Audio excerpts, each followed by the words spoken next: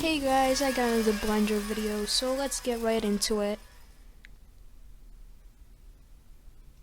I made this cool water simulation that I think is pretty neat, but it took way too long to render.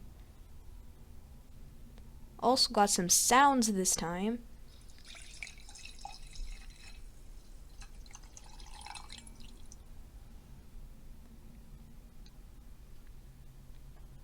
Next up is his magma simulation effect. The orange also glows, which I think is a pretty cool effect.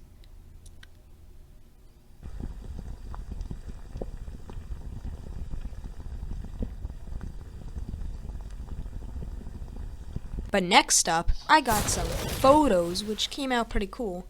Leave your opinion in the comments, and as always, have a nice day.